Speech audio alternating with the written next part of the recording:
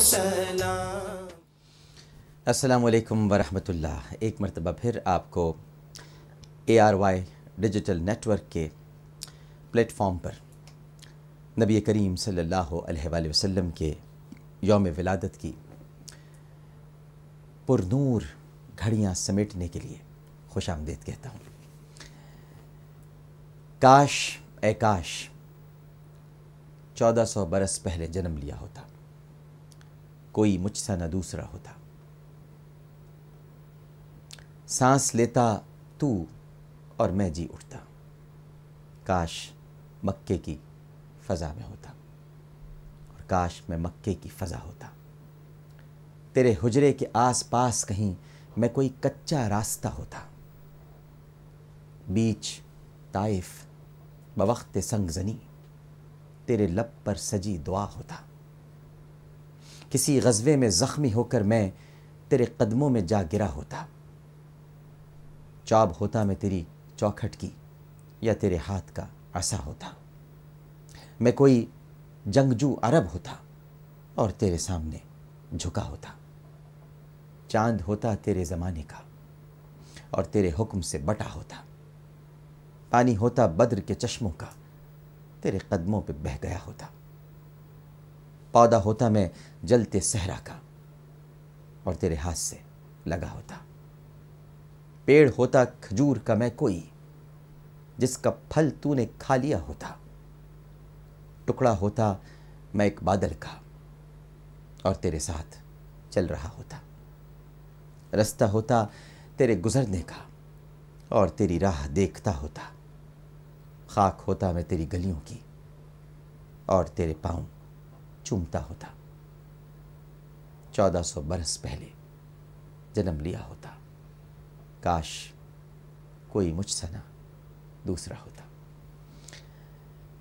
تشریف فرما ہے ناظرین کرام، ہمارے ساتھ مجدد اہل سنت خطیب اعظم ممتاز عالم دین مولانا محمد شفیع اکاڑوی رحمہ اللہ تعالیٰ کے صاحبزادے، سواد اعظم اہل سنت حقیقی پاکستان کے سربراہ، مولانا اکاڑوی اکیڈمی العالمی کے سربراہ www.ukadvi.com، متعدد کتابوں کے مصنف، بہت ہی قابل احترام علامہ ڈاکٹر کوکب نورانی اکاڑوی صاحب، السلام علیکم۔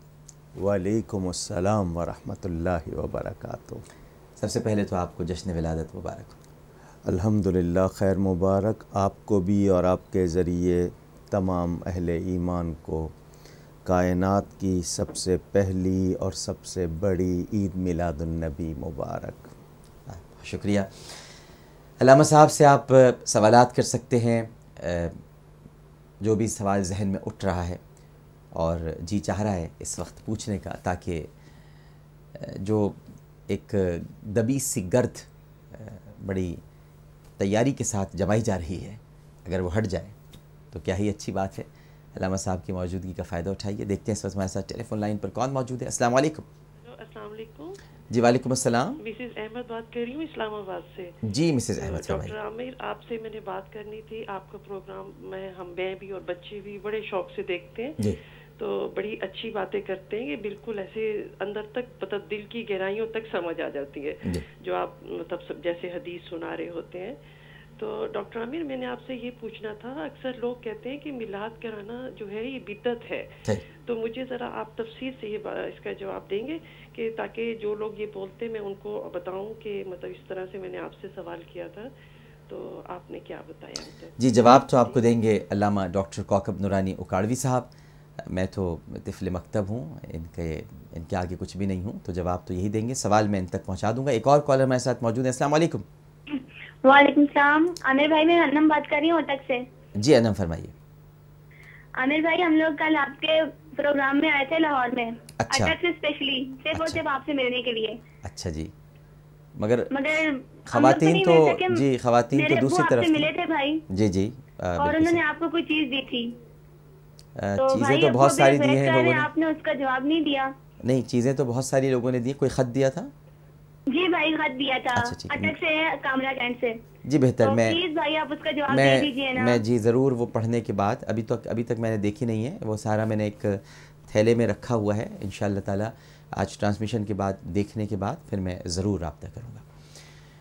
علامہ صاحب، لوگ کہتے ہیں کچھ لوگ کہ میلاد کرنا بدعت ہے، نہیں کرنا چاہیے، کیا فرمائیں گے؟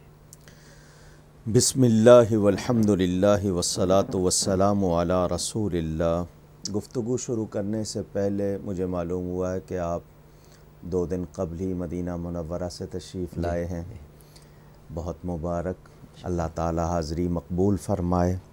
یقیناً آپ نے وہاں سب کے لیے دعائیں کی ہوں گی، اللہ ان کو قبول فرمائے. دوسری مبارک کہ نبی پاک صلی اللہ علیہ وآلہ وسلم کا نام لینے کی برکت سے آپ کو یہ بھی عزت ملی کہ حضور داتا گنج بخش رحمۃ اللہ علیہ کے ممبر پر آپ رونق افروز ہوئے اور محبت رسول صلی اللہ علیہ وسلم کی باتیں کی.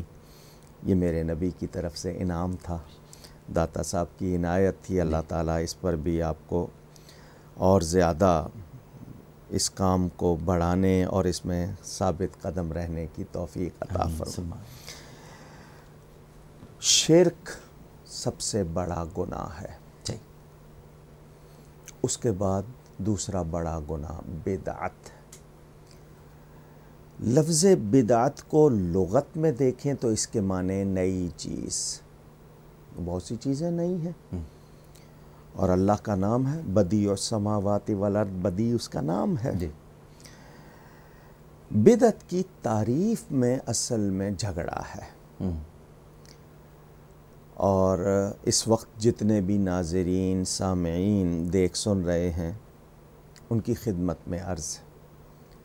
مجھے پہچانتے ہیں کہ میں ایک بہت چھوٹا سا دین کا خادم، کوکب نورانی اکاڑوی، ایک التجا کرتا ہوں دنیا بھر کے تمام علماء سے جن کو بدعت کا بہت زیادہ اندیشہ ہے، بلکہ وہ اس کی فکر میں گھلے جا رہے ہیں، اس حد تک پریشان ہے کہ لگتا ہے کہ ہر کام بدعت ہے. ان سے ایک التجا کہ وہ بدعت کی ایک تعریف، ڈیفینیشن لکھ دیں اور اس پہ دستخط کر دیں کہ یہ میں اس پر قائم رہوں گا، ہلوں گا نہیں.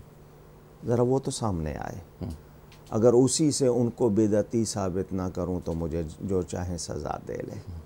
یہ میں اس لیے کہہ رہا ہوں کہ جائز نیک کاموں کو بدعت کہہ کے لوگوں کو نیکی سے دور کیا جا رہا ہے.